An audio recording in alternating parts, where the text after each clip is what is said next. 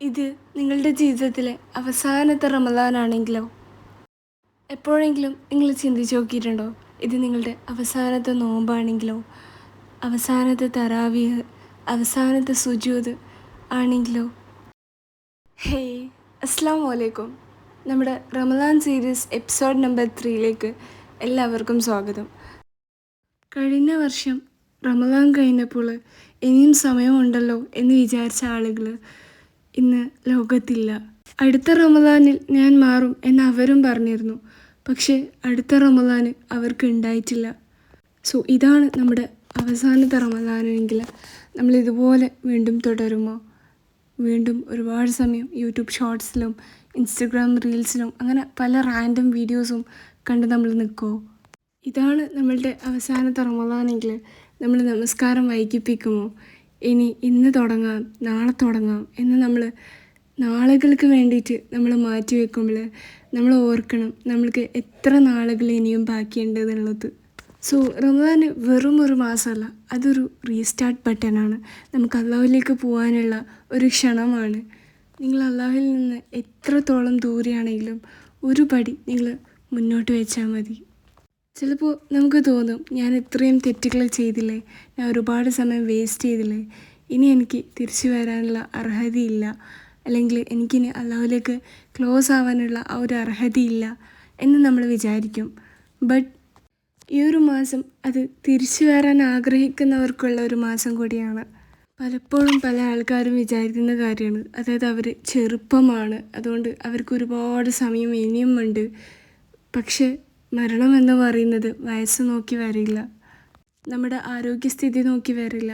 നമ്മൾ റെഡിയാണോ എന്ന് പോലും ചോദിക്കാതെയാണ് മരണം നമ്മിലേക്ക് വരുന്നത്. ഇന്ന് രാത്രി നമ്മൾ ഉറങ്ങിയാൽ നമ്മൾ രാവിലെ ഉണരുമെന്ന് ഉറപ്പുണ്ടോ? അല്ലെങ്കിൽ അടുത്ത സെക്കൻഡ് നമ്മൾ ജീവിച്ചിരിക്കും എന്ന് നമുക്ക് ഉറപ്പുണ്ടോ? ഇല്ല. സോ എന്തിനാണ് നമ്മൾ ഈ ഒരു റമദാനെ നമ്മൾ ചെറുതായിട്ട് കാണുന്നത്? സോ ഇനിയെങ്കിലും നമ്മൾ മാറാൻ ശ്രമിക്കുക, നമ്മൾ അള്ളാഹുവിലേക്ക് അടുക്കുക. വളരെ കുറച്ച് സമയം മാത്രമേ നമ്മൾ ജീവിക്കുന്നുള്ളൂ. ആൻഡ് ഇന്നോ നാളെയോ നമ്മൾ മരിക്കുന്നുണ്ട് എന്ന് പോലും നമുക്ക് ഉറപ്പില്ല. സോ ആ ഒരു സമയത്തെങ്കിലും ഈ ഒരു പുണ്യമായ റമദാൻ മാസമെങ്കിലും നമ്മൾ മാറാൻ ശ്രമിക്കുക, നമ്മൾ മാറി തുടങ്ങുക. അങ്ങനെ നമ്മൾ അള്ളാഹു പറഞ്ഞത് പ്രകാരം ജീവിക്കുകയാണെങ്കിൽ അതിൻ്റെതായ റിസൾട്ട് എന്തായാലും നമ്മുടെ ലൈഫിലുണ്ടാവും. ഭയങ്കരമായിട്ടുള്ള ഒരു പോസിറ്റീവ് ചേഞ്ച് തന്നെ ഉണ്ടാവും. നമ്മൾ അള്ളാഹുവിനെ അനുസരിച്ച് അള്ളാഹു പറയുന്ന കാര്യങ്ങളൊക്കെ ചെയ്താലുണ്ടല്ലോ, നമ്മുടെ മനസ്സിന് എന്തെന്നില്ലാത്ത സമാധാനം നൽകും. നമ്മുടെ ഖുർആൻ ഇറക്കപ്പെട്ട മാസമാണ് റമദാൻ. സോ മാക്സിമം നമ്മൾ ഖുർആൻ ഓതാനും അതിലെ ആയത്തുകളുടെ അർത്ഥം നമ്മൾ മനസ്സിലാക്കി അത് നമ്മളുടെ ജീവിതത്തിൽ പകർത്തി നമ്മൾ ജീവിക്കാനും ശ്രമിക്കുക. മുഹമ്മദ് നബി സല്ലല്ലാഹു അലൈഹി വസല്ലം തങ്ങൾ പറയുന്നുണ്ട്, ഈ ഒരു റമദാൻ മാസത്തിൽ ആരാണോ നോമ്പ് അനുഷ്ഠിക്കുന്നത്, വിശ്വാസത്തോടെയും അള്ളാഹുവിൽ നിന്നുള്ള പ്രതിഫലം ആഗ്രഹിച്ചുകൊണ്ട് നോമ്പെടുക്കുന്നത് ആരാണോ, അവൻ്റെ മുൻകാലത്തെ പാപങ്ങൾ അല്ലാഹു സുബ്ഹാനഹു വ തആല പുറത്തു കൊടുക്കുന്നതായിരിക്കും. സോ ആക്ച്വലി നമ്മളെ തന്നെ മൊത്തത്തിൽ ക്ലീൻ ചെയ്യാനുള്ള മാസം കൂടെയാണിത്.